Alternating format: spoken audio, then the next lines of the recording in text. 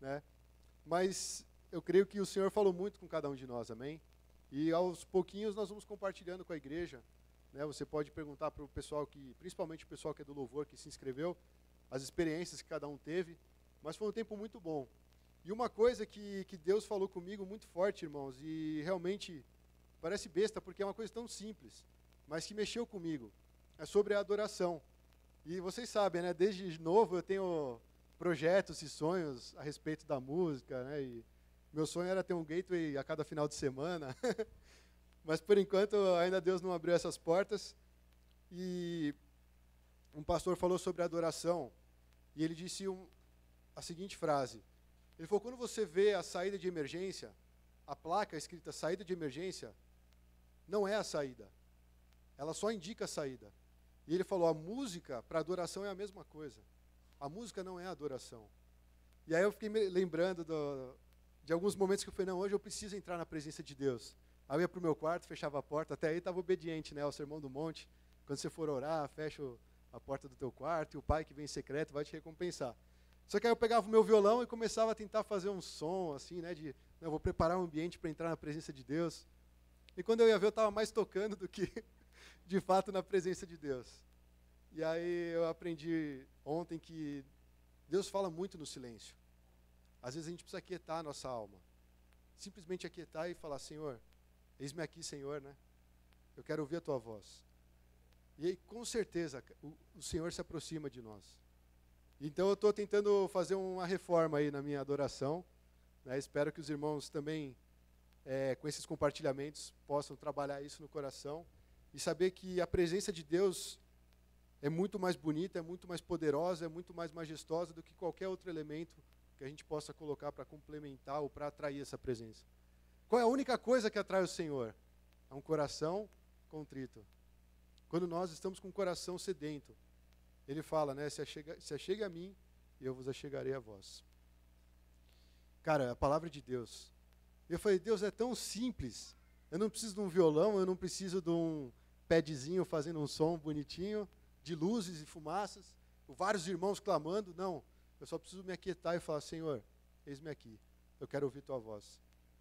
E eu lembro que desde os primórdios, né, quando a gente começou a tocar essa música, Senhor, te quero, a gente sempre ouviu falar que a Pão tinha uma unção muito forte na área de louvor e adoração.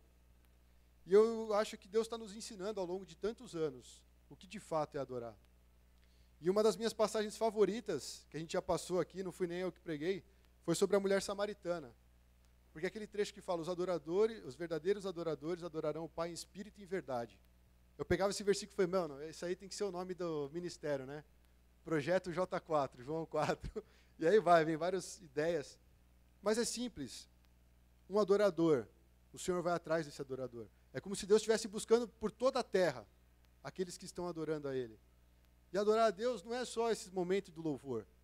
É no momento em que você está trabalhando, é no momento em que você está tomando uma decisão, é no momento onde você está tendo que falar não para o pecado, falar não para os seus amigos que querem te levar para um caminho ruim, falar não para os negócios que não são certos, lícitos. Isso é adorar o Senhor. Então, como ele falou, Jesus veio e mudou totalmente a concepção de adoração. Eu não preciso ir ao templo para adorar, eu posso adorar no semáforo, eu posso adorar na padaria, eu posso adorar tomando um café com meus amigos. Lógico, eu tenho um compromisso com a casa de Deus, porque a Bíblia fala sobre isso. Mas o verdadeiro adorador, ele sabe que ele não depende dessas coisas. E eu creio com o meu coração que o Senhor nos chamou para ser esse tipo de adorador. Sabe, e esse tipo de adorador, ele é um cara que se inspira na presença de Deus. Ele é um cara que ouve a palavra de Deus e fala, Senhor, eu quero viver isso, eu quero abraçar essa verdade. O adorador é aquele que está vivo para ouvir o Espírito Santo. Na verdade, o Espírito Santo nos aviva, nos vivifica para a gente poder viver essa verdade. Então, irmão, o Espírito Santo está em você. Eu também estava ali tocando e Deus falou, né, não apague o Espírito. Uma passagem, se não me engano, de Tessalonicenses. Quantas vezes a gente abafa o Espírito dentro de nós? E eu fiquei pensando nisso, eu quero deixar o Espírito fluir. Talvez eu não vá nem abrir minha boca, talvez eu nem vá sair do chão, né, pular 2 metros. Mas eu quero deixar o Espírito dentro de mim testificar que eu estou adorando a Deus. Dentro de mim sentir que Deus está se movendo e está fazendo algo. Porque é isso que Ele veio fazer na igreja. Todas as mensagens, eu sei que vocês têm percebido isso, a gente dá uma paulada na questão da religiosidade. Porque a religiosidade não nos permite viver essa vida no Espírito. A religiosidade coloca o Espírito, se é que isso é possível, numa caixinha pequena com vários cadeados. E cada argumento que a gente dá é mais um cadeado que a gente fecha para trancar o Espírito lá. E não, cara, o Espírito ele quer ser livre, ele quer que a gente tenha essa liberdade na presença do Pai. Eu imagino uma criança chegando na presença de Deus. Não tem restrição. O rei Davi, ele dançou de uma forma ali que você olhar e falar, que ridículo esse cara, mano. Tá até aparecendo ali as cuecas dele. O cara não se cuida, né? Quem é esse cara, meu? O cara é o rei, mas está lá adorando totalmente. É uma adoração extravagante. Então eu estou dando essa introdução, irmãos, porque é meu desejo para pão, é o meu desejo para cada cristão, é o desejo para a minha vida. Eu quero ser um adorador diferente. Se até aqui, todos esses anos eu fiz errado, agora é hora de eu fazer certo. Quando a gente tem o conhecimento, quando a gente atinge o entendimento, aí é uma opção que a gente faz de seguir ou não. Né? E eu quero seguir nesse sentido. Espero que a igreja também acate essa palavra, né? E possa em todos os cultos realmente se derramar na presença de Deus. Irmãos, sempre que nós nos aproximamos de Deus, Ele não nos abandona, Ele não nos despede com mãos vazias. O Senhor tem algo para você essa tarde, amém? E nós vamos ler João 6, de 1 a 15 a princípio. Essa passagem é o nome da nossa igreja, né? O Pão da Vida. Igreja Pão da Vida. Eu lembro que quando a gente fez o contato com o Renato lá de Goianás, a gente perguntou qual é o nome da tua igreja. Ele falou, Igreja Pão da Vida. Eu falei, mas a Igreja Pão da Vida somos nós. E aí a gente se identificou no nome e tal, e Deus direcionou eles para ter esse nome. E é um nome muito bonito, porque Pão da Vida revela basicamente uma característica de Cristo. Foi o primeiro eu sou que Jesus falou. Ele afirmou, eu sou o pão da vida. Então aqui foi uma das primeiras afirmações que Jesus pronunciou a respeito dele. E se você fizer o paralelo, como a gente vai ver mais para frente, talvez a gente não leia hoje, mas eles vão falar a respeito do maná. O maná foi dado lá em Êxodo para sustentar o povo, para manter a vida deles no deserto. Eles não tinham como comer. E Deus fez o quê? Providenciou o maná. Mas o maná, ele era algo passageiro, algo temporário. E aí Jesus faz essa comparação, não, eu sou o pão que desceu do céu. Mas quem comer desse pão não vai mais ter fome. Então vê a diferença de Jesus para esse maná espiritual. O maná veio de Deus também, mas era temporário. Jesus, ele vem para a eternidade. E eu espero que a gente tenha um coração aberto para essa verdade que Jesus vai nos falar hoje. Então, eu acho que nós vamos entrar nesse trecho bíblico de João 6, de 1 a 15, porque nós vamos falar hoje de basicamente duas provisões. A provisão material e a provisão espiritual. No sentido de que Jesus, ele contempla todas as provisões necessárias. Ficou difícil achar um termo, porque a gente queria falar que Jesus é o provedor, mas hoje você fala que ele é provedor, está muito ligado à internet, né? Fica meio estranho, assim, como assim Jesus é o provedor, né? Mas é a questão de trazer uma provisão, é a questão dele sustentar a vida, dele conceder vida, dele manter, o mantenedor da vida. Então nós vimos que quais são as nossas necessidades? São necessidades materiais e necessidades espirituais. Nós oramos, jejuamos, lemos a palavra de Deus, porque nós temos uma necessidade espiritual. E nós comemos, bebemos, fazemos as coisas, os exercícios físicos, por quê? Porque nós precisamos manter a nossa vida física. E Jesus, sendo o pão da vida, ele contempla tudo, todas essas áreas. E nós vamos falar dentro da provisão material, de provisão física e provisão emocional. Tá? Só estou dando a ideia do esboço para a gente não se perder. Bom, vamos lá então. João 6, de 1 a 15. Algum tempo depois, Jesus partiu para outra margem do mar da Galileia, ou seja, do mar de Tiberíades. E grande multidão continuava a segui-lo, porque viram os sinais miraculosos que ele tinha realizado nos doentes. Então Jesus subiu ao monte e sentou-se com seus discípulos. E estava próximo à festa judaica da Páscoa. Levantando os olhos e vendo a grande multidão que se aproximava, Jesus disse a Filipe, onde compraremos pão para esse povo comer? E fez essa pergunta apenas para pô-lo à prova, pois já tinha em mente o que ia fazer. E Filipe lhe respondeu, 200 denários não compraria pão suficiente para que cada um recebesse um pedaço. E outro discípulo, André, irmão de Simão Pedro, tomou a palavra. Aqui está um rapaz, algumas versões falam uma criança, com 5 pães de cevada e 2 peixinhos. Mas o que é isso para tanta gente? E disse Jesus, mandem o povo assentar-se. E havia muita grama, naquele lugar, e todos se assentaram. Eram cerca de 5.000 homens. Então Jesus tomou os pães, deu graças e os repartiu entre os que estavam assentados, tantos quanto queriam, e fez o mesmo com os peixes. E depois de todos receberem o suficiente para comer, disse aos discípulos: ajuntem os pedaços que sobraram, que nada seja desperdiçado. Então eles ajuntaram e encheram 12 cestos com os pedaços dos 5 pães de cevada deixados por aqueles que tinham comido.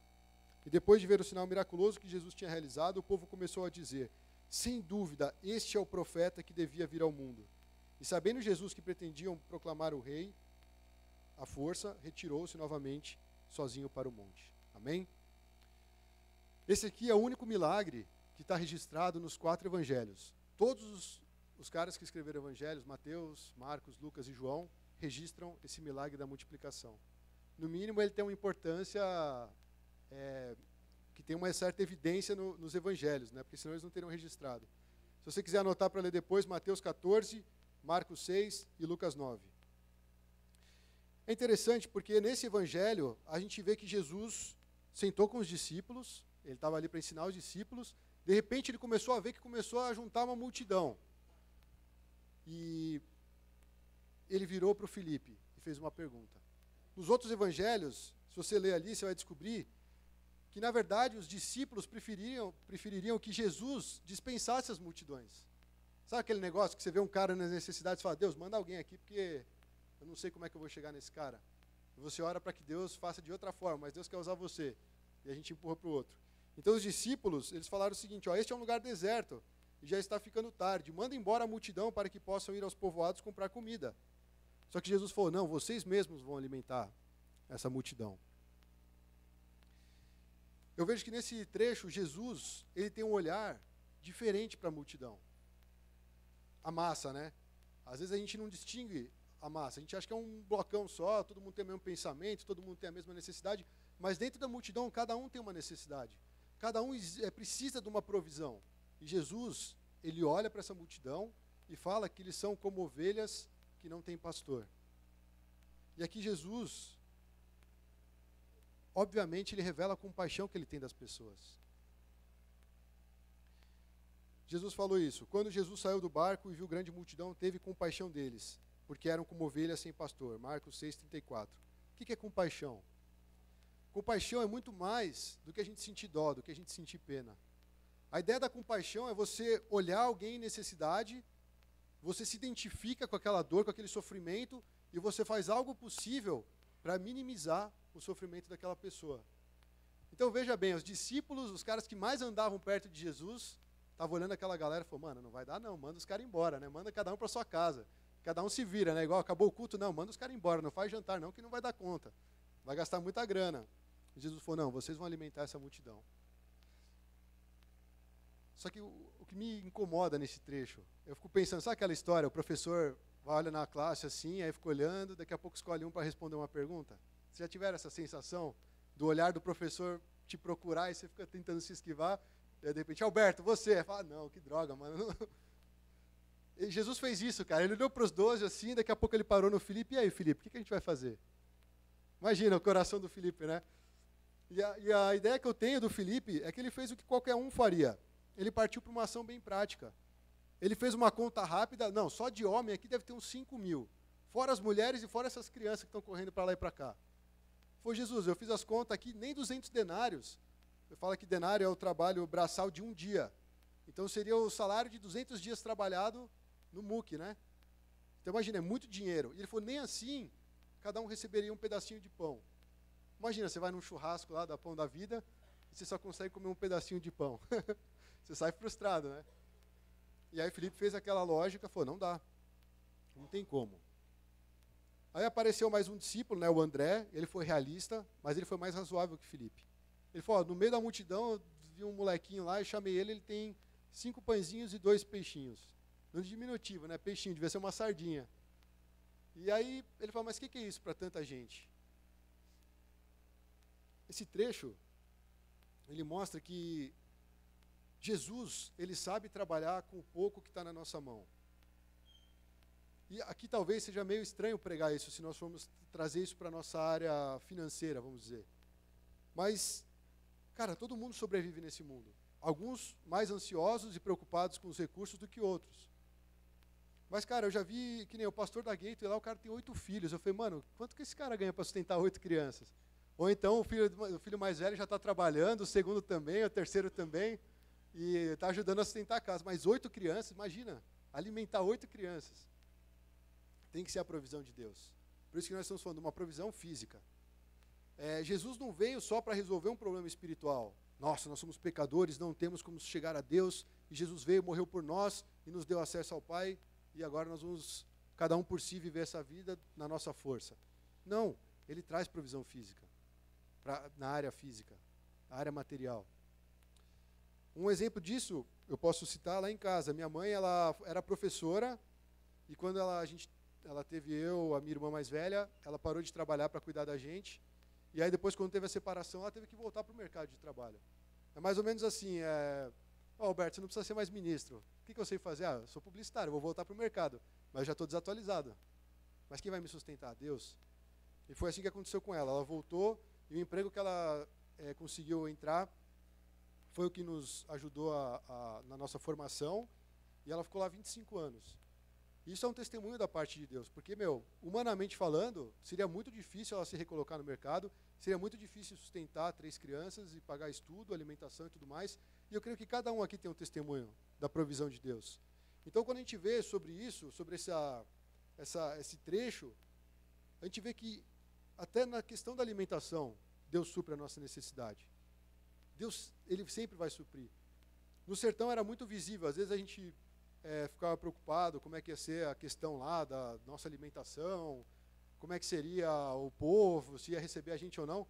Toda hora os caras tocavam a campainha lá, deixavam um saco de fruta, traziam uma galinhada, convidavam a gente para comer um negócio que chama munguzá, que talvez você nunca vai comer na vida, mas que é tipo uma feijoada, sopão, é um negócio meio estranho assim, mas é bom. Então sempre Deus colocava pessoas para auxiliar nessa área. E às vezes a gente fica tão preocupado com essa parte do sustento, né, igual o Daniel falou, a presença de Deus é muito melhor do que um bom restaurante. O bom restaurante às vezes vai rolar, mas tem vezes que não vai ser o arroz, o feijão e o ovo, né? E amém, glória a Deus por isso.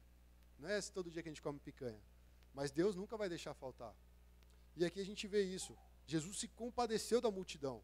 5.000 homens, 12 homens que eram os discípulos já comiam pra caramba, imagina 5.000 homens. E só tinha aquele tanto. Então, assim, algumas coisas que eu gostaria de trabalhar nesse trecho. Primeiro, um teste de fé. Quando Jesus olhou para Filipe, cara, ele podia ter falado por qualquer um, até para Judas, que era o cara da contabilidade lá. Ele talvez fizesse uma conta melhor. Mas ele olhou para o Filipe e falou, Filipe, e aí? Então ele colocou, o próprio trecho bíblico fala isso, colocou o Filipe à prova. E o que ele fala depois disso é interessante, que ele fala assim, quer ver, versículos 6 e 7, né? É a conversa com Filipe. O versículo 6 do capítulo 6 fala, ele, porém, disse isso para colocá-lo à prova, pois sabia o que estava para fazer. Jesus não pergunta assim, Filipe, e agora? Eu não sei o que fazer, o que você vai me dizer para fazer? O que eu faço? Não era esse tipo de pergunta que ele fazia para Filipe. E não é esse tipo de pergunta que Jesus faz para mim e para você. Porque a Bíblia fala que ele já sabia o que ele ia fazer. Talvez você esteja passando por uma situação na sua vida, e isso é muito claro, eu tenho visto isso na minha vida, a gente passa por situações que a gente não tem resposta, a gente não sabe, a gente não tem recurso, a gente não tem como resolver algumas situações. E é como se Jesus olhasse para a gente e falasse, e aí, como é que a gente vai resolver isso? Mas o quê? Provando a nossa fé. Porque é Ele que vai fazer, Ele que sabe como faz. Nós não sabemos, nós vamos fazer igual o Filipe. A gente vai olhar com os nossos olhos carnais, a gente vai fazer a nossa conta matemática e vai falar, não bate, é muita gente, não dá para fazer. O nosso problema, a nossa situação, os nossos dilemas da vida, a gente olha e fala, não dá, não tem como. Mas Jesus está colocando a gente à prova, irmãos. E colocar à prova, não entenda que Jesus está sendo seu inimigo. Pelo contrário, ele chamou exatamente o Filipe para participar dessa questão. Porque ele queria depois talvez falar, Filipe, está vendo como eu posso? O milagre que você não consegue, a multiplicação que você não tem nem como fazer, eu posso. Por quê? Porque eu trago toda a provisão física necessária. Nenhum discípulo sabia o que Jesus tinha em mente.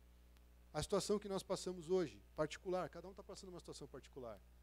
Talvez vocês compartilhem isso nas células, talvez compartilhem com alguém que você considera que é um mentor espiritual, alguém que você gosta de caminhar junto na fé. Você compartilha a sua dificuldade. Talvez essa pessoa não vai ter resposta. Ela está fazendo o papel de cooperar, né? Ajudar você na caminhada. Mas o único que sabe o que vai fazer é Jesus. Por isso que nós temos que focar em Jesus. A resposta não está no ser humano. A resposta não está na medicina, não está na economia. A resposta está em Cristo. E Jesus faz todo esse cenário porque ele já sabia o que ia fazer. Ele já sabia que, na verdade, acho que ele falou assim, mano, aquele molequinho está aqui no meio, eu vou perguntar e daqui a pouco o André vai sair e vai achar esse moleque. Mas é ele que eu vou usar para fazer a multiplicação. Então o que eu quero trazer aqui, igreja, é que Jesus, ele tem planos para a nossa vida, ele já sabe o que ele vai fazer. Ele não é pego de surpresa. Nossa, eu nem reparei, subiu 5.000 homens, eu nem percebi, já está tarde, e agora o que a gente faz, discípulo?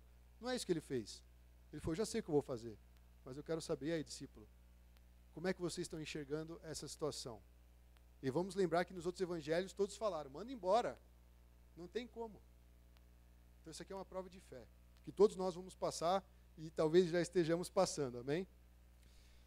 Aí acontece o milagre. O que aconteceu com o milagre? Eles levaram aquela criança até Jesus e ela mostrou o que ela tinha. Era pouco para a quantidade de pessoas, mas aí o milagre aconteceu. Por quê? Porque entregaram na mão de Jesus. Quando a gente entrega nas mãos de Jesus, ele não vai ficar segurando, ele não vai reter, ele vai multiplicar. O Senhor Jesus, ele tem esse poder, ele tem um plano, ele tem algo determinado, mas nós precisamos entregar. Isso aqui talvez a gente pensa muito com a nossa mente capitalista, né? Porque nós nascemos no capitalismo, vamos morrer no capitalismo, a não ser que você vá para um outro país aí meio doido, mas às vezes a gente enxerga isso com relação ao nosso recurso financeiro. E eu acho que isso ensina algum princípio. Cara, se você quer multiplicar, aprenda a dividir. Se você quer multiplicar, aprenda a entregar para o Senhor. Ele é o dono do ouro e da prata. E isso eu estou falando exatamente por esse contexto que a gente vive, tá? Mas o trecho bíblico ele vai muito mais profundo, ele não fala só de dinheiro. Ele está falando exatamente dessa ideia do sustento que Jesus quer trazer para a nossa vida. Entrega na mão dele todas as preocupações. Confia nele e o mais ele fará. Jesus, ele tem esse poder, ele tem um plano e ele nos supre. E eu vejo que assim, Jesus também, ele não falou assim, nossa, só tem isso. Ele foi lá e pegou, recebeu aquele pouco. E esse pouco ele multiplicou. E essa multiplicação foi chegando a cada um. Eu imagino assim, imagina você está lá no meio dos 5.000. Aí você vê Jesus levantando um pãozinho. Aí ele reparte, dá para o outro. Reparte. Aí ele pega mais um pãozinho. Você fala, já foram 2, né? Tem mais 3. Será que vai chegar em mim? E nisso o negócio está sendo distribuído. Chegou na sua mão, reparte. Não retém. Reparte, divide, multiplica e manda ver. É um princípio de fé. Eu não sei, eu acho que eu fico meio doido assim. Deus, se eu estivesse lá, como é que eu ia reagir a isso? Como é que será que... Eu fico pensando se ele dividiu e esse pão virou um pão inteiro. Sabe, o negócio meio azameba lá, que vai cortando e vai... Eu não sei como é que foi, mas eu fico pensando, da onde surgiu? Né? Farinha e água, não foi? Ele foi cortando, foi dividindo e o negócio foi multiplicando. É um milagre. Todos testificaram esse milagre, inclusive os discípulos. E eu, se eu fosse um discípulo, eu ia ficar com vergonha, porque eu falei, Jesus, manda embora. Daqui a pouco eu começo a ver, começa a sobrar pão. Eu falo, traz um cesto aí, porque tem que encher lá. Nossa, traz mais um, traz 12 cestos. Eu acho que ficou 12 cestos para mostrar para os discípulos, um cestinho para cada um, para vocês terem fé da próxima vez. Ele sobrou 12 cestos, e aí ele fala, não desperdiça nada. Jesus faz um milagre e ele não quer que desperdice. Nós vamos dividir, nós vamos multiplicar e vai sobrar. Isso aqui mostra a graça abundante de Deus. Ele não fez conta, tem 5.000, cada um come 300 gramas, vamos dividir até 300 gramas, aí acabou. Não, ele foi indo, mano, foi multiplicando. Não tinha nem mais onde, os caras já estavam comendo. Você vê que os peixes acabaram, não sobrou peixe, né? Porque a galera gosta de uma carninha, né? O pão sobrou um pouquinho, dá para fazer um lanche para tarde, mas eles foram multiplicando de uma forma abundante. E aí você vê que Jesus, no Sermão do Monte, ele ensinou uma coisa muito importante, que talvez pelo nosso estilo de vida a gente ignora. Ele fala o seguinte, dá-nos hoje o nosso pão de cada dia, Mateus 6,11. ele ensina cada discípulo a chegar para ele e falar, Senhor, hoje eu preciso do teu pão. Eu preciso do meu pão diário, o pão cotidiano. Nós estamos trabalhando porque nós precisamos nos sustentar. E aí você vê que vai muito além de comer. É o sustento físico, é a provisão física, é Jesus nos sustentando todos os dias. É impressionante o ensino do Sermão do Monte, porque ele fala uma coisa tão simples. Ora pelo pão nosso de cada dia. E às vezes a gente sai e já quer comprar o PlayStation, o Xbox, não sei o que, nem pensa no pão. Mas o pão é que nós precisamos pedir todos os dias. Que é o sustento, é a base da vida. Tipo assim, Jesus, me dá o suficiente para eu não ter falta, para não ter escassez. E Deus, ele prova que ele pode dar muito mais. Tanto é que ele fez esse milagre e fez multiplicar e se tornou abundante aquela divisão, aquela multiplicação. Então, além disso, irmãos, eu fico perguntando se nós queremos realmente avançar nessa fé, porque Jesus vai nos colocar à prova. É um milagre muito legal, a gente conhece de cor e salteado, mas quando chega na nossa vez, como é que a gente responde a essas provas de fé? Jesus toda hora vai olhar para a gente e vai perguntar, e agora, Boaz, o que a gente faz aí? Estamos no último ano da poli, como é que vai ser depois? Eu falo, Jesus, não dá, mano. Cada um, Jesus vai olhar para a gente e fazer assim, aí, qual é a sua expectativa? O que você está planejando? Mas ele já tem um plano. Por isso que a gente precisa confiar nele. Por isso que a gente precisa se lançar, porque ele tem o plano. A gente pode falar, não, Jesus, é o seguinte, eu vou lá, eu vou pegar aquele gasofilácio que a gente tem, lá tem 200 denários. Aí a gente vai numa padaria, compra tantos pães que for possível, e divide um pedacinho para cada um e está bom. Essa é a nossa lógica. O ser humano é ridículo, ele chega até um ponto. Mas Jesus já está olhando lá na frente. Ele fala, você está pensando em dar um pedacinho para cada um, eu estou pensando em fazer sobrar 12 cestos. Esse é Jesus. É esse o Senhor que nós servimos. Com certeza nós podemos passar dificuldades financeiras. Não estou dizendo aqui que é prosperidade, tá, irmãos? Você vai agora ofertar 1.000, você vai ganhar 10.000, não. Não é isso. Mas entenda que aqui tem um princípio de Deus. E o princípio aqui tem a ver com a nossa fé. E aí eu vou falar 3 frases para marcar a nossa mensagem no final de cada ponto. A primeira é essa. A provisão de Jesus supre as nossas necessidades físicas, mas nós precisamos crer. A provisão de Jesus supre as nossas necessidades físicas, mas nós precisamos crer. Você tem dúvida que o Senhor pode sustentar, prover na sua vida fisicamente? Vocês têm dúvida? Não, né? Amém. Eu também não tenho dúvida nenhuma. Aí nós vamos para a segunda parte da provisão material. Aí é uma outra história, ainda envolvendo os discípulos. Às vezes eu vejo os discípulos como os trapalhões, sabe? Tem sempre uma história com eles. E aqui acontece um outro episódio, você fala, você está lendo João 6, está mal empolgado na multiplicação dos pães, daqui a pouco os caras pegam o barco e somem. Mas o que tem a ver com a história?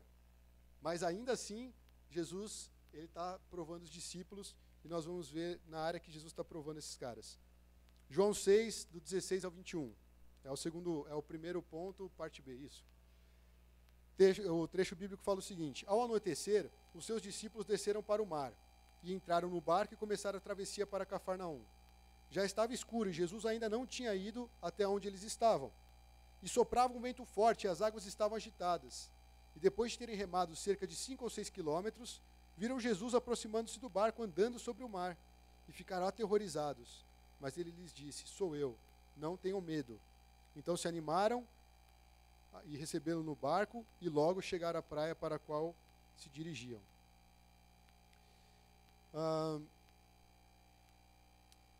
A gente vê que na multiplicação dos pães, Jesus olhou para a multidão, teve compaixão e atendeu a necessidade daquela multidão. Aí nesse trecho, a gente vai ver que Jesus, vai ter que olhar outro evangelho, mas, por exemplo, Mateus 14. Abre lá no Mateus 14 comigo.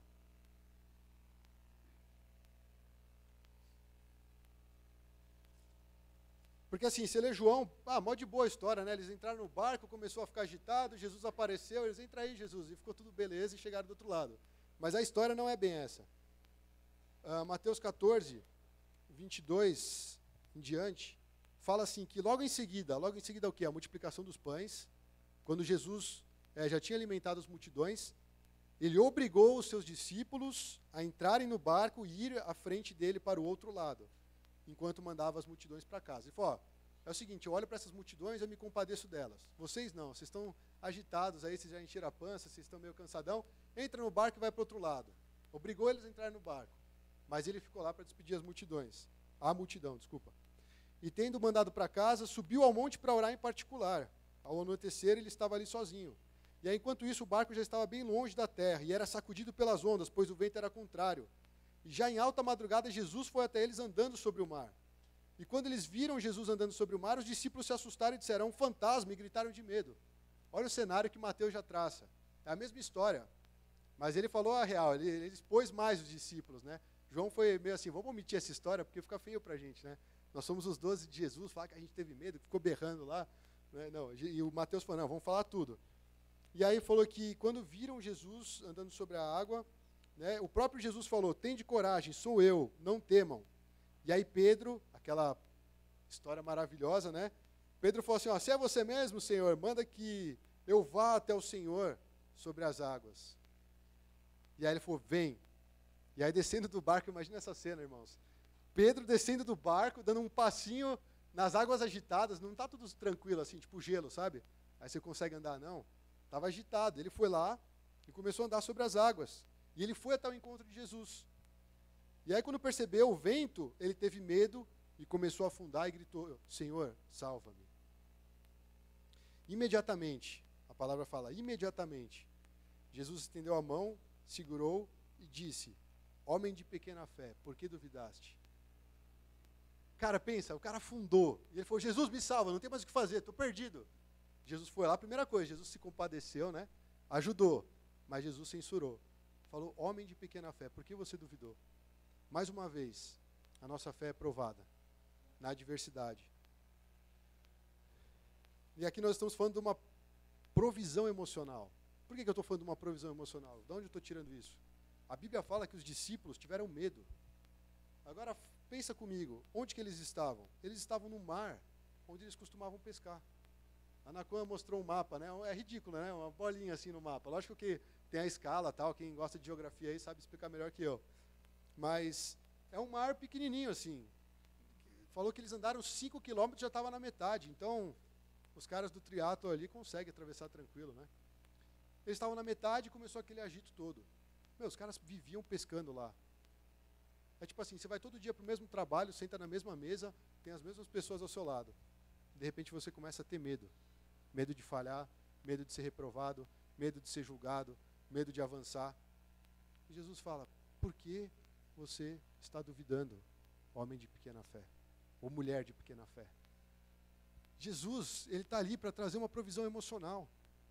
Ele não vai só alimentar a gente e falar, meu, agora você se vira nessa área aí. Procura um psicólogo, procura alguém para te acompanhar, porque isso eu não dou conta. Não, Jesus também vai e consegue suprir essa nossa área. Os discípulos ouviram e obedeceram a voz de Jesus, que insistiu com eles para atravessarem para o outro lado. E aí no meio do caminho começa a dar tudo errado. O mar fica agitado. Mas quem prometeu que eles iam chegar do outro lado? Não foi Jesus? Agora eu quero trazer isso para uma visão maior. Nós fomos chamados por Cristo, e Cristo fala, persevere até o fim, e vocês serão salvos. Aguenta até o fim, vocês vão ter a coroa da vida.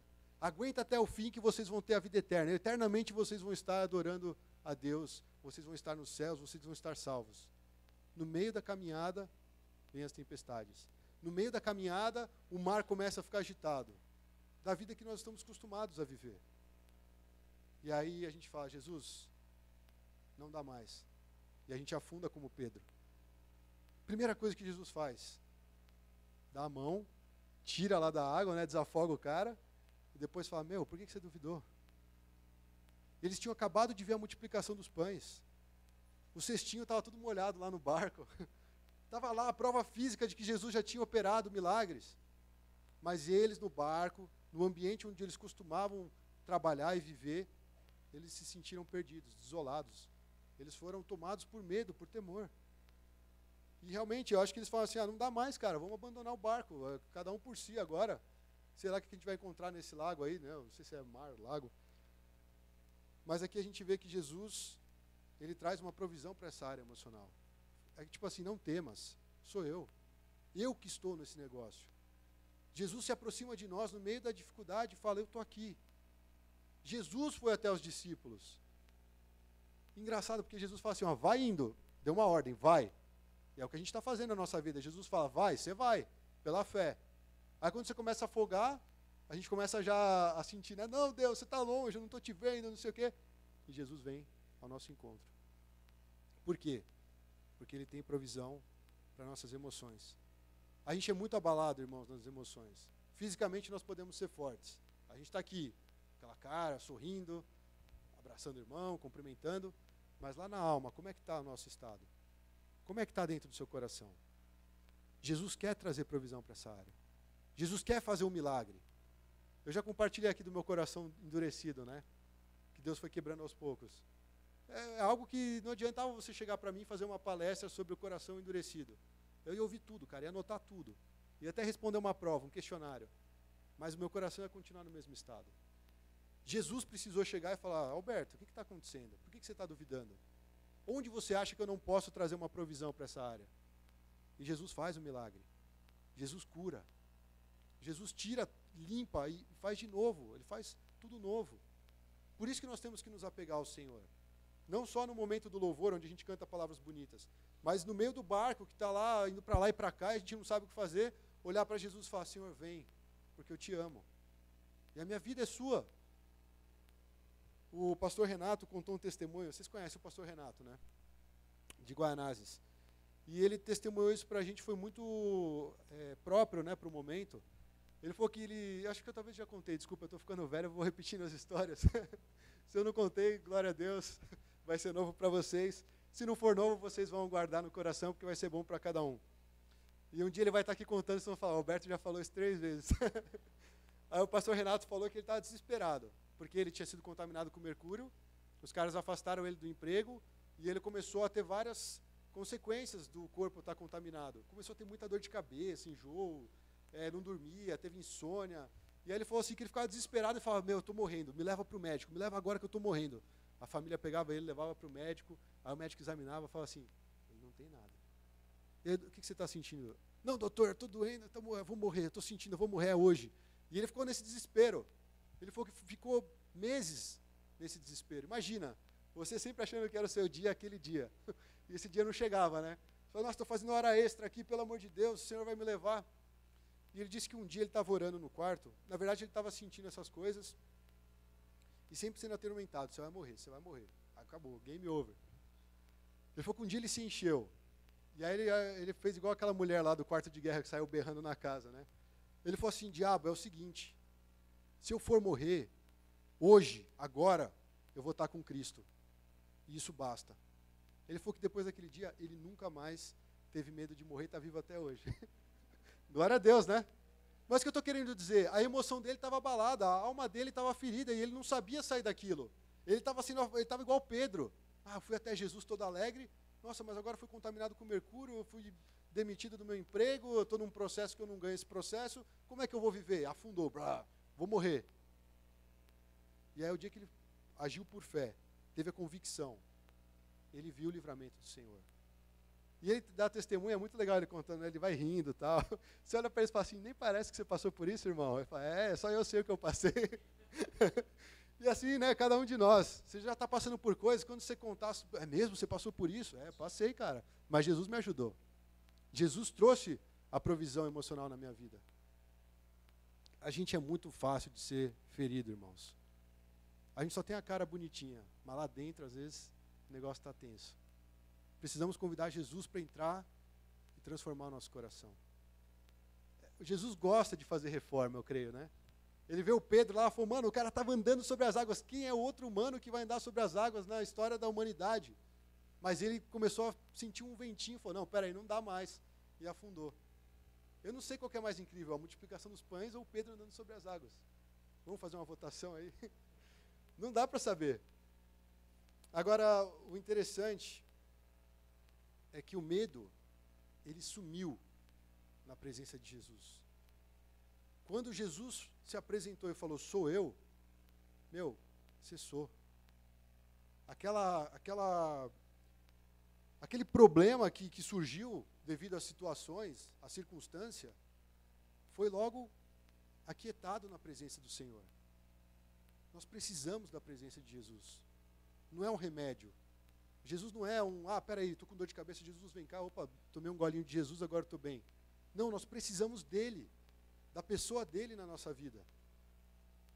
E aí, a outra frase. A presença de Jesus é a provisão que precisamos para as emoções, mas nós precisamos crer. A presença de Jesus é a provisão que precisamos para as emoções, mas precisamos crer. Quando eu estava na minha depressão profunda, 2 anos vivendo dessa forma infeliz, eu lembro que eu era muito atormentado por vários pensamentos, eu não conseguia monitorar meus pensamentos. Toda hora vinha um pensamento, tudo engano, tudo me botava para baixo, tudo me deixava triste, tudo queria tirar o propósito de eu viver. E aí teve um momento que eu tive que me posicionar igual o pastor Renato. E eu lembro que eu falei, a partir de hoje, eu me entreguei para Jesus, eu entreguei a minha mente ao Senhor, todo o pensamento que eu estou tendo é do Senhor. E eu não vou voltar atrás. Sempre que eu continuar e olhar para esse ponto, eu vou começar daqui. Eu não vou lá para trás. Eu não vou ficar lá buscando o passado, não vou buscar o que machucou, o que fere. Eu vou chegar até esse ponto que eu estou aqui hoje. Foi um passo de fé, irmãos. E depois, nos outros dias, sempre que começava a vir, eu falei, opa, peraí, naquele dia eu fiz essa oração. E eu estou restaurado. E aí foi só alegria até hoje. Glória a Deus. Lógico, tem momentos que a gente fica um pouquinho abalado, né? O Palmeiras perde do Cruzeiro. Não, estou brincando, isso aí não importa. Não importa porque a gente ainda é líder, eu acho. Mas essas coisas não afetam a nossa vida. Existem feridas, irmãos, que ninguém vai entender. Tem um versículo, desculpa, eu não anotei esse versículo, mas me veio na mente agora, que fala que a tristeza do coração só a gente mesmo pode reconhecer. Só a gente sabe o que a gente passa. Mas Jesus é aquele que quer estar conosco nesse momento. Jesus foi até os discípulos, ele estava lá em alta madrugada orando com o Pai. Será que ele falou, putz, eu esqueci dos discípulos, deixa eu lá ver como eles estão? Não, ele já sabia. Ele simplesmente escolheu chegar andando sobre as águas para falar, sou eu, não é um fantasma. Jesus não é de brincadeira, Jesus não é uma visão, ele é real. E o terceiro ponto, nós vamos ler João 6. Cara, João 6 é um trecho muito grande, é um discurso muito grande, são 71 versículos, e a gente tentou pegar uma parte desse discurso de Jesus. Porque aqui Jesus está respondendo para as multidões, Jesus está respondendo para os religiosos, Jesus inclusive está respondendo para os discípulos. E o discurso de Jesus foi muito pesado. Porque ele chegou uma hora e falou assim, se você não comer da minha carne e não beber do meu sangue, você não tem como alcançar a vida eterna. É como se ele estivesse falando, você não consegue ter relacionamento comigo se você não fizer parte de mim. E muitos discípulos o abandonaram. Nós vamos ler esse trecho, lógico que antecede a esse discurso, mas é só para a gente ver que também o Senhor Jesus ele traz uma provisão espiritual. Além da material, que é a física e emocional, ele traz a provisão espiritual para a nossa vida. João 6, do 22 ao 29. No dia seguinte, a multidão que tinha ficado no outro lado do mar percebeu que apenas um barco estivera ali, e que Jesus não havia entrado nele com seus discípulos, mas que eles tinham partido sozinhos. Então, alguns barcos de Tiberíades aproximaram do lugar onde o povo tinha comido pão após o Senhor ter dado graças. E quando a multidão percebeu que nem Jesus nem os discípulos estavam ali, entrou no barco e foi para Cafarnaum em busca de Jesus. Veja que a multidão está buscando Jesus. Não é que eles não têm interesse em buscar Jesus, eles estão buscando. Eles foram até um lugar, só tem um barco aqui, só foi os discípulos. Aí pegaram o barco e foram para outro lugar, nossa, eles não estão aqui. E eles estavam buscando Jesus. E aí continua, quando o encontraram do outro lado do mar, perguntaram, mestre, quando você chegou aqui? E Jesus respondeu, a verdade é que vocês estão me procurando, não porque viram os sinais miraculosos, mas porque comeram os pães e ficaram satisfeitos. Não trabalhem pela comida que se estraga, mas pela comida que permanece para a vida eterna, a qual o Filho do Homem lhes dará. Deus o Pai nele colocou o seu selo de aprovação. Então lhe perguntaram, o que precisamos fazer para realizar as obras que Deus requer? E Jesus respondeu, a obra de Deus é esta, crer naquele que ele enviou. Jesus sabia que eles estavam procurando a pessoa de Cristo. Mas quando chegaram lá, Jesus falou, eu sei porque vocês estão me procurando. Não foi nem por causa dos sinais. Lembra que a gente já falou em algumas pregações? A multidão procura os sinais, quer ver o negócio acontecer, mas não tem relacionamento com Jesus. E aqui ele falou, foi além. Ele falou, vocês não estão vindo atrás de mim por causa dos sinais, mas porque vocês encheram a pança. Vocês comeram, ficaram satisfeitos, e vocês estão vindo atrás de mim porque vocês querem continuar garantindo esse pão que sacia a fome de vocês. Mas ele foi enfático, ele falou, não trabalhem pela comida que perece. E aqui ele está falando de uma questão espiritual. E no congresso da Gator, o cara falou uma coisa que é muito legal. Eu não anotei exatamente a frase dele, mas vocês vão entender. Ele falou assim, nós não somos seres carnais em busca de experiência espiritual temporária, mas nós somos seres espirituais vivendo temporariamente como seres carnais. Se você acha que o pastor tirou isso da cabeça dele, você está enganado, porque 1 Coríntios 15 fala sobre isso. 1 Coríntios 15 fala sobre a ressurreição. E Paulo fala, existem corpos celestiais, assim como existem os corpos que são carnais. Mas na eternidade, todos os corpos vão ser celestiais. Porque isso aqui é passageiro, mas o corpo celestial é eterno. E o que o pastor estava querendo dizer aqui, tem tudo a ver com isso que Jesus está falando, é que nós, enquanto estamos nesse corpo físico, nós estamos passando um período curto. Mas dentro de nós, existe um ser espiritual. Nós somos seres espirituais. Não somos duas coisas, né? Material e imaterial, ou material e espiritual. Dentro de nós, nós somos espirituais. E um dia essa carne que é corruptível, ela vai se tornar num corpo que não é corruptível. Isso é algo bonito que Jesus faz na ressurreição. Mas o que Jesus está falando aqui? Vocês precisam buscar a provisão espiritual. Não fiquem trabalhando só para o pão que perece. Não gaste a sua vida para simplesmente viver aqui e agora, porque aqui e agora passa rápido. É basicamente isso que Jesus está nos ensinando. E outras coisas que nos garantem a buscar Jesus para ter a provisão espiritual. Se você continuar a ler o trecho, ele concede e sustenta a vida eterna. Versículo 35, 40, 47 e 54. Não tem como duvidar que Jesus nos dá a vida eterna. Só nesse trecho de João 6, várias vezes ele vai falar, e eu os ressuscitarei no último dia. Jesus está preocupado lá na frente, fala assim, ó, vocês que estão me seguindo, vocês que são fiéis, vocês que estão buscando o pão da vida, vocês vão ressuscitar no último dia. Vocês vão viver eternamente para a glória de Deus, na presença de Deus. Ele estava falando para os discípulos, acordem, não é aqui. O nosso jogo, o nosso sentido da vida não é para agora. Agora faz parte, agora é um preparo, agora é um momento em que você está se capacitando para chegar na presença do Pai. Você está sendo útil para o reino de Deus, mas esse tempo passa. E as multidões queriam, mais uma vez, encher o bucho. Então, irmãos, Jesus está ensinando algo muito bonito aqui. Outra coisa, ele fala, quem vier à presença de Jesus nunca vai ser rejeitado, versículo 37. Ele traz a provisão espiritual que nós necessitamos, mas nós precisamos ir até Jesus e saber que Ele não nos rejeita. Talvez você fale assim, eu estou lá no meio do louvor, eu estou na palavra, eu não sinto nada, eu não consigo entender o que o pastor prega, o que as pessoas falam, o cara dá glória a Deus, eu não sei porque ele está dando glória a Deus, eu não sinto isso. Irmão, você precisa de provisão na área espiritual. Jesus, acorda dentro de mim esse ser que o Senhor criou para viver na eternidade. Nós não somos carne andando sem sentimentos, sem necessidades e sem um espírito. Isso é algo que parece complexo, mas é muito simples. Outra coisa, Deus, o próprio Pai, deu pessoas para Jesus. E Jesus falou, eu não perdi nenhum dos que você me deu. Ele não lança ninguém fora, ele não perde nenhum que o Pai deu. Só que o próprio Pai estipulou que nós deveríamos ir até Jesus para ter a salvação. Tudo isso está sendo falado nesse trecho. Nós precisamos ir até Jesus para ter a salvação. Ele fala, a obra de Deus é essa, crer naquele que Ele enviou. Eles viram milagres, eles andaram sobre a água, eles comeram os pães, eles viram tantas coisas. Mas Ele falou, a obra de Deus é crer em mim. Jesus fala isso. Você quer realizar a vontade de Deus? Quer fazer a obra de Deus? Crê em Jesus. E Ele promete essa ressurreição no último dia. Eu acho que a chave, irmãos, se você quiser anotar, é João 6, do 27 ao 29. Não trabalhem pela comida que se estraga, mas pela comida que permanece para a vida eterna, a qual o Filho do Homem lhes dará.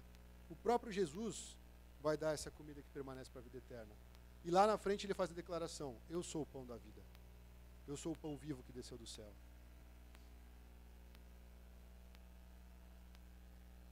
Acho que o questionamento que a gente tem que trazer aqui é, a nossa vida ela se resume só em viver o aqui e agora? Só o se fartar, só trabalhar pela comida que perece? Será que nós vamos ficar tão focados na provisão física que Jesus pode dar, que nós vamos esquecer da provisão espiritual que Ele nos dá?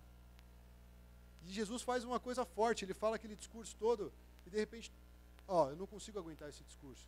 Jesus, obrigado pelo pão, valeu pelo peixinho, foi muito legal ver seus milagres, mas eu vou seguir minha vida.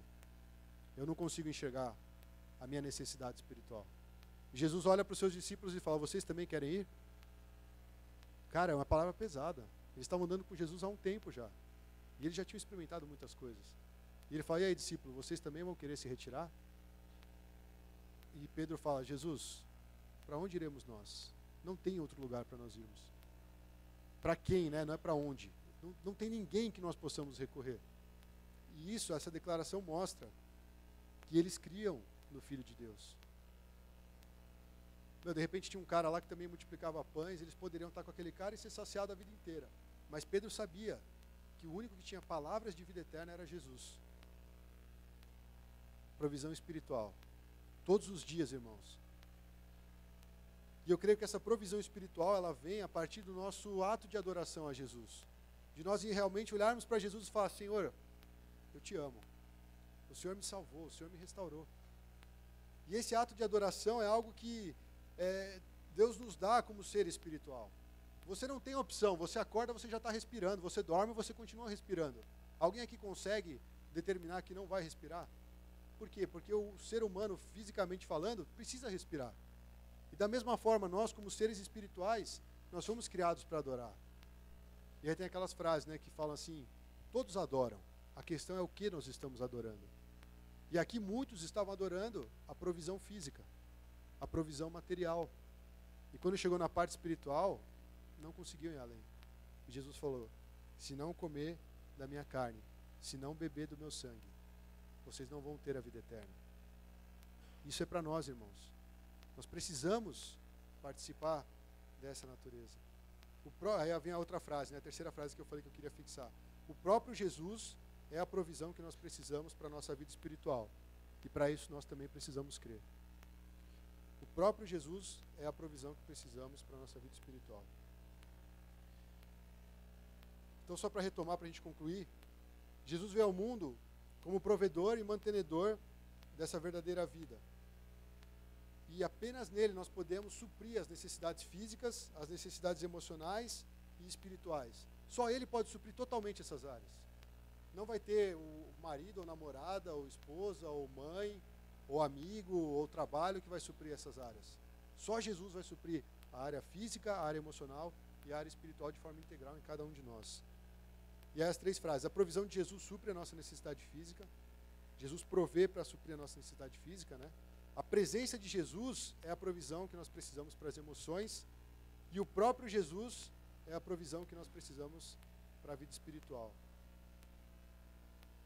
E tudo isso, irmãos, está diante de nós. Só que aí a gente cai naquele versículo que é o versículo-chave.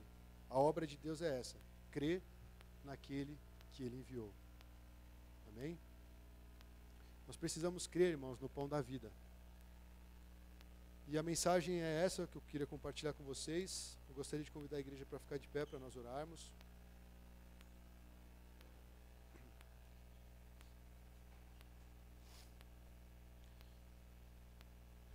Usando esses três termos, irmãos, uma necessidade física, uma necessidade emocional, uma necessidade espiritual, a gente contempla tudo que o ser humano é.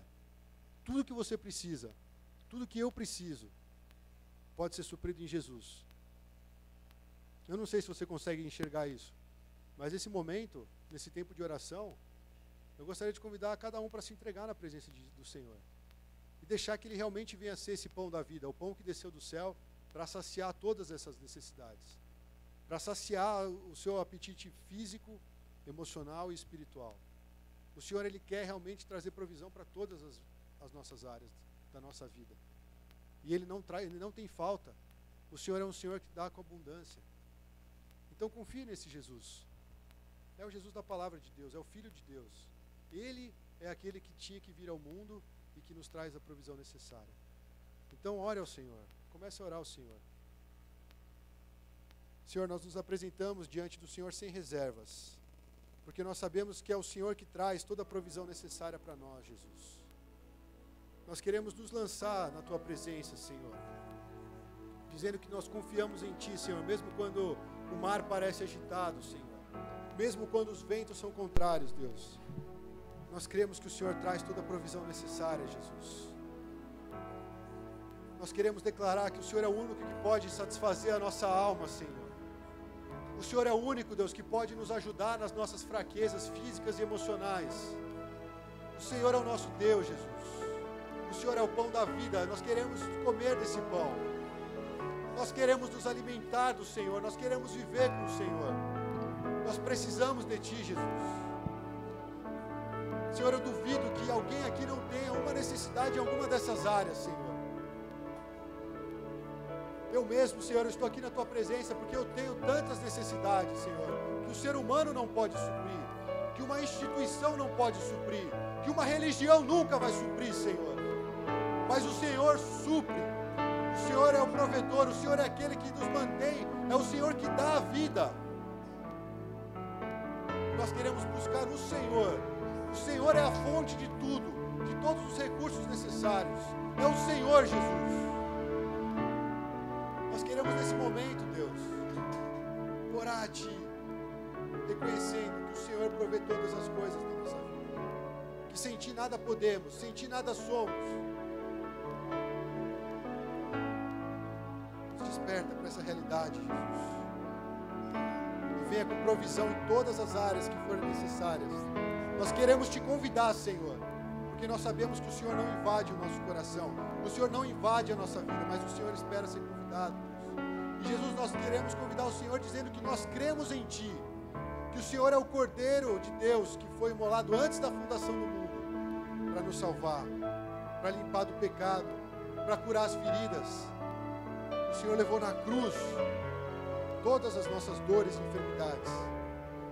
Na cruz o Senhor foi lá e pagou toda a dívida que nós tínhamos por causa do pecado.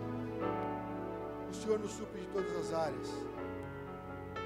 O Senhor nos supre em todas as áreas, Jesus. O Senhor é suficiente. E no Senhor não temos falta de nada, Senhor. Obrigado, Jesus. Nós Te amamos, Senhor.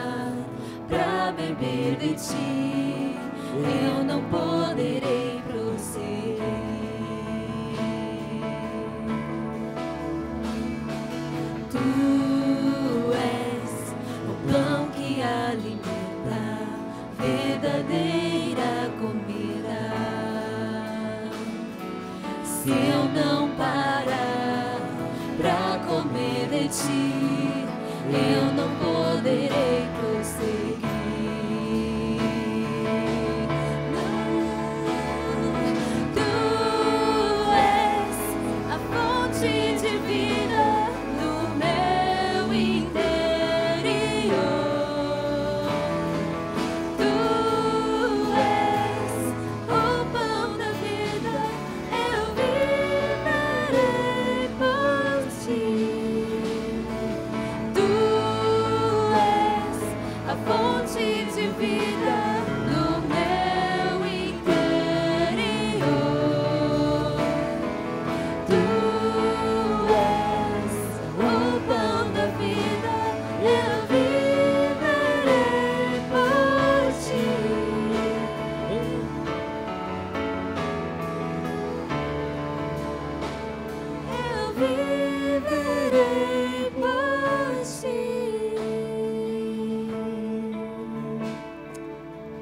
Senhor Jesus, não poderemos prosseguir, Senhor, sem a Tua provisão, sem a Tua presença, Senhor Jesus. Tu és o oásis no deserto, Tu és o pão da vida, o pão que nos alimenta, Senhor Jesus. Senhor, e queremos dizer, Senhor, que temos completa necessidade em Ti, Senhor. Nós precisamos de Ti, precisamos da Tua presença, Senhor Jesus, no nosso dia a dia, Senhor Jesus.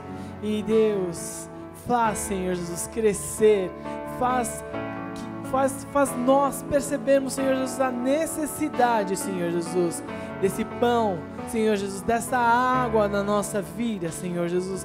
Não deixa, Senhor Jesus, a gente caminhar sem a Tua presença, sem o Teu Espírito, Senhor Jesus, nas nossas vidas, Senhor. Oh, Jesus, eu preciso de Ti, Jesus. Obrigado, Senhor, por tudo, em nome do Senhor Jesus. Amém. Podem sentar, agora só uns recadinhos.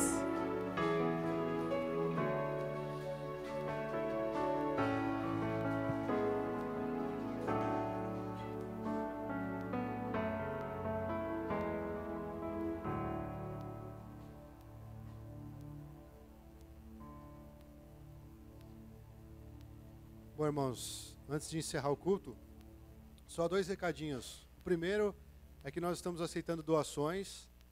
A Anne tem uma instituição que ela tem a indicação, e nós queremos mandar as coisas que estão aí para lá, né? E também tem o pastor Renato de Guaianazes, que ele faz um filtro, ele faz uma seleção e distribui lá para a região onde tem vários pastores e vários grupos sociais para distribuir, né? Então, se você tiver um casaco em bom estado, alguma roupa de frio, é importante a gente compartilhar. Lembra que a gente falou da multiplicação dos pães? Vamos dividir aquilo que chega na nossa mão, vamos repartir, né, e não vai ter falta. Então, existem pessoas aí, a gente teve fatos tristes, né? Pessoas morreram por causa do frio. Então, a gente como igreja, a gente não quer ser negligente, a gente quer, de uma certa forma, apoiar. Então, se você tiver roupas que você tem separado e ainda não doou para algum lugar, traga aqui para Pão e nós vamos dar um destino para elas. Outra coisa, só lembrando, pessoal, nós temos aí no final do mês de julho, está bem pertinho, o treinamento de coach, né? E se vocês entrarem no site da Pão e no Facebook da Pão, lá já tem mais ou menos um passo a passo de como fazer a inscrição. Eles criaram um link, tá, da Pão da Vida. Antes estava meio solto ali, a gente não conseguia identificar, a gente pediu para eles criarem, mas aí tem todo um passo a passo para você não se perder. Eu fiz lá, deu certo, né? Então, se vocês tiverem alguma dificuldade, usem os meios de comunicação, WhatsApp, Facebook, para falar, não estou conseguindo fazer. Porque de repente você não consegue, o outro também não consegue. Então a gente tem que ajudar e ajustar para poder todo mundo se inscrever. Tá? Então, não desperdice essa oportunidade. O pastor divulgou com outros pastores de outras igrejas chinesas. Algumas pessoas demonstraram interesse. Então, se você tiver algum amigo, você quiser indicar para eles treinamento, vai ser muito bom. Tá? Tem lá no site alguns testemunhos, a gente colocou também o link do YouTube para você poder assistir.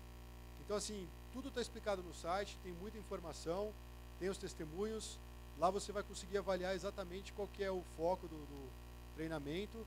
E nós, como já foi dito muitas vezes até pelo pastor, a gente acha que é muito importante cada membro se identificar naquilo que foi chamado para fazer, tanto na profissão quanto no reino de Deus.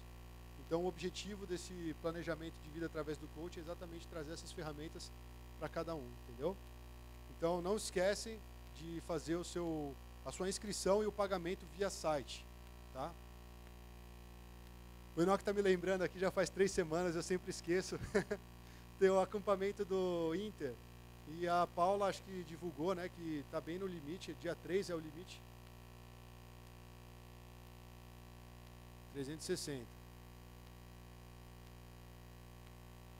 É para entregar para ela, para a Paula? Para o Enoque? Então, o Enoque está responsável para receber as inscrições do pessoal da Campa Inter. Lembrando que existe uma restrição de idade, não é? Para participar? Até 17. O Enoque está fora, por exemplo. Até 20? Tá bom. 11 a 20. Ó, 20 anos, cara, já é para você estar nas missões, velho. Não é para você ficar no acampamento, não. Mas glória a Deus. Ou ser tio lá, né? Daqui a pouco as meninas vão ser tudo tia de quarto, glória a Deus. Já são? Então, tá vendo? O tempo passa. Daqui a pouco elas vão estar pregando lá, ó que bênção. A gente vai levantar a mão e profetizar. Amém, irmãos. Vamos fazer uma oração então para encerrar. Compartilhe aquilo que Deus falou no seu coração com outros irmãos. Incentive cada um a andar no caminho de Deus. E não desista, irmãos. O Senhor provê em todas as áreas. Amém? Se você tiver alguma dificuldade, pode compartilhar comigo. Eu estarei orando por você. E eu tenho várias dificuldades para compartilhar com você. Você vai orar por mim. Senhor, nós te agradecemos por essa tarde. Agradecemos pela vida de cada irmão.